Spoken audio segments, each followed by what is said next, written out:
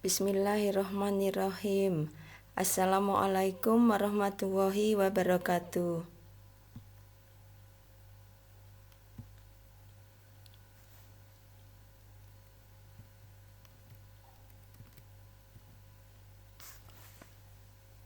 Bertemu dengan saya, Ibu Laila Amrulia dari SMP Negeri 1 Turen. Apa kabar kalian hari ini anak-anak? Tetap semangat dalam belajar ya. Dan semoga kita selalu diberi kesehatan, selalu diberi semangat, supaya kita dapat belajar bersama. Anak-anak, pada pagi hari ini, pembelajaran kita tentang materi Bahasa Indonesia kelas 9.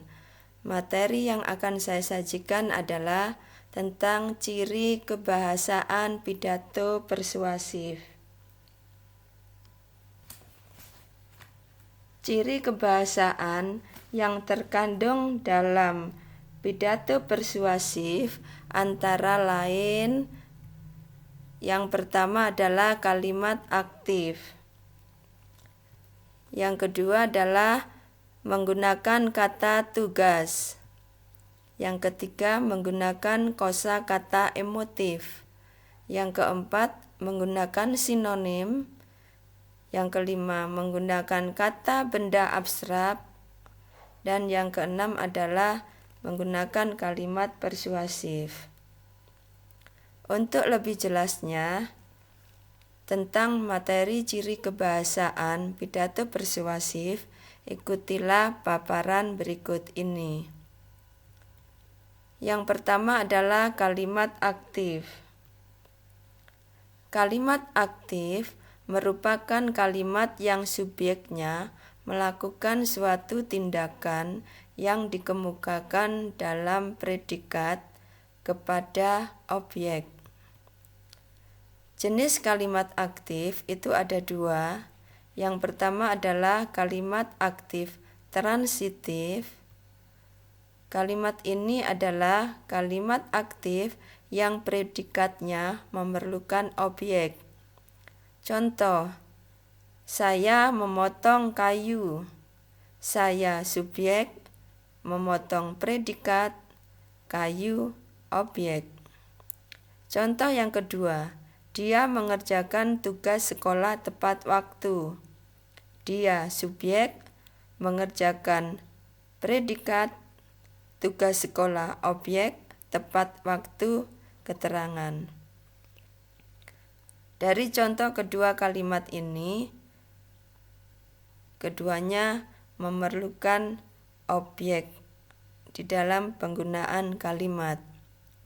Jenis kalimat aktif yang kedua yaitu kalimat aktif intransitif.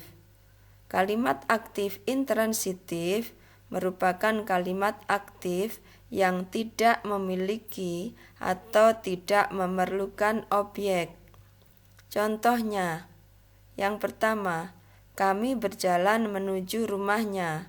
Kami subjek, berjalan predikat, menuju rumahnya, keterangan. Contoh yang kedua, kami belajar di rumah. Kami subjek, belajar predikat, di rumah, keterangan. Dari kedua contoh kalimat ini, keduanya tidak memiliki adanya objek. Selanjutnya anak-anak, ciri kebahasaan yang kedua yaitu kata tugas. Kata tugas ini adalah kata yang memiliki arti gramatikal dan tidak memiliki makna leksikal, sehingga maknanya menjadi jelas jika dihubungkan dengan kata yang lain.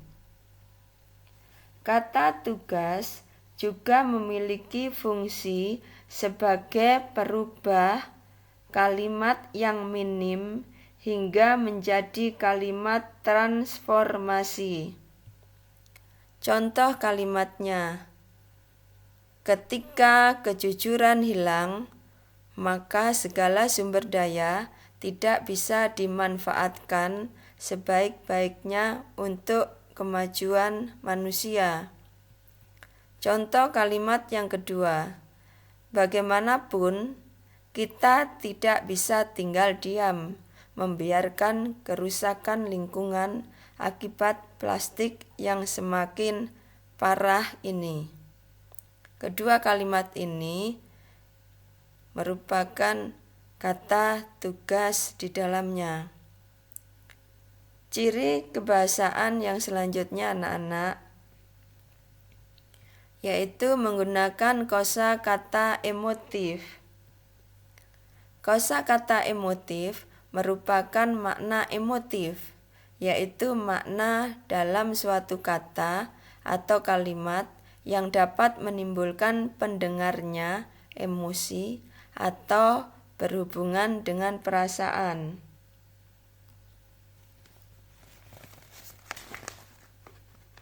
Makna emotif dalam bahasa Indonesia cenderung mengacu kepada hal-hal atau makna yang positif dan biasa muncul sebagai akibat dari perubahan tata nilai masyarakat terhadap suatu perubahan nilai.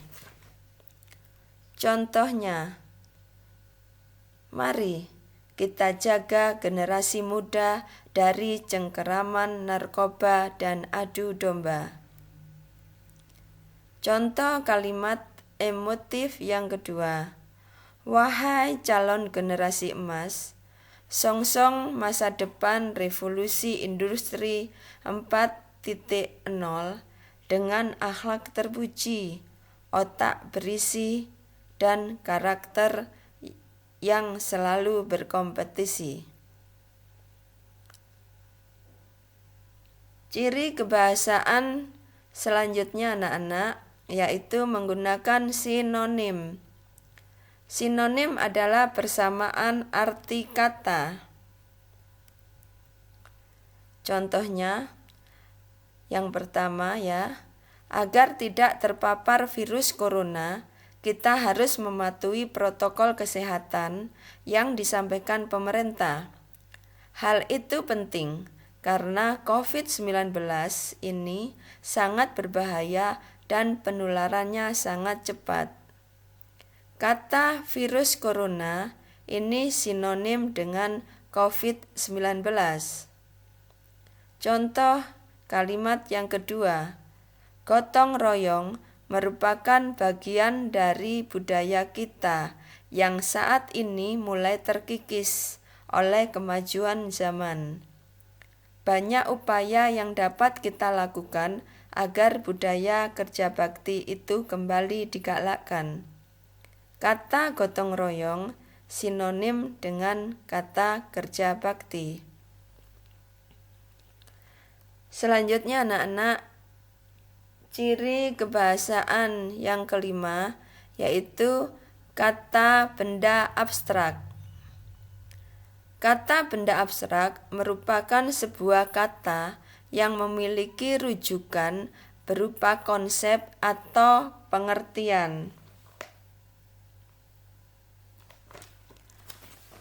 Sesuai dengan namanya, kata abstrak lebih memerlukan pendalaman pemahaman karena sifatnya yang tidak nyata.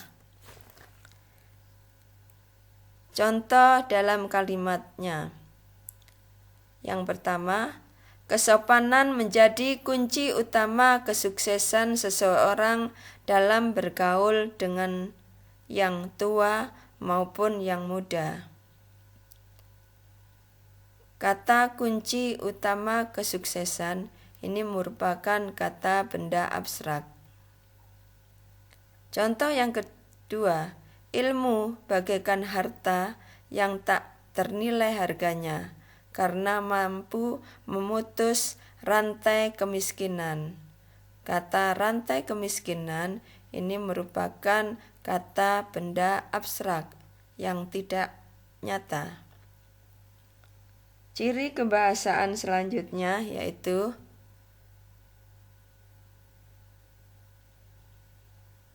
Kalimat persuasif.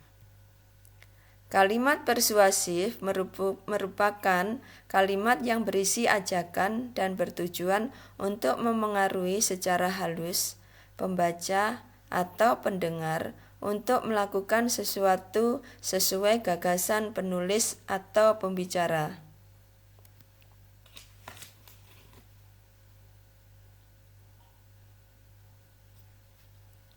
Contoh kalimatnya: ayo membangun negeri ini dengan prestasi yang kalian miliki. Contoh yang kedua, mari kita kobarkan semangat literasi, kompetisi, dan persatuan kesatuan bangsa untuk Indonesia Emas 2045. Kedua kalimat ini merupakan kalimat persuasif yang berisi mengajak. Nah, selanjutnya anak-anak, di dalam pidato persuasif itu ada pembendaan atau nominalisasi atau pembendaan ya. Nominalisasi atau pembendaan merupakan ciri khas teks eksposisi. Pembendaan merupakan proses tata bahasa mengubah kata benda, kerja, dan sifat menjadi kata benda. Contohnya, pemerintah memberlakukan undang-undang anti kekerasan. Kalimat yang kedua, pemberlakuan tersebut melegakan banyak pihak di negeri ini. Kalimat yang pertama, memberlakukan, dan kalimat yang kedua, pemberlakuan. Selanjutnya, kata modalitas. Modalitas adalah kata keterangan dalam kalimat yang menyatakan sikap pembicara terhadap hal yang dibicarakan, yakni mengenai perbuatan, keadaan, peristiwa, atau sikap terhadap lawan bicaranya. Sikap ini dapat berupa pernyataan, kemungkinan, keinginan, atau keizinan. Dalam bahasa Indonesia, modalitas dinyatakan leksikal. Modalitas atau kepastian mulai dari moderat hingga derajat tinggi ditemukan dalam kata-kata terpilih. Sebagai contoh, sering, nyaris, paling banyak, umumnya, mungkin, dapat. Hal ini tergantung apakah penulis ingin merasakan, mendesak, membatasi diri, atau diskusi terbuka. Contoh kalimatnya, dia mungkin terlambat tiba di sini karena tadi terjadi kecelakaan di ruas tol yang dilaluinya. Contoh kalimat yang kedua, mari sukseskan program wajib belajar 12 tahun demi kemajuan anak bangsa. Kedua kalimat ini merupakan kalimat modalitas. Nah, demikianlah anak-anak pembelajaran kita hari ini. Kita akan bertemu kembali pada pembelajaran berikutnya. Tetap semangat dan terus berkarya. Saya akhiri pembelajaran kita hari ini. Assalamualaikum warahmatullahi wabarakatuh.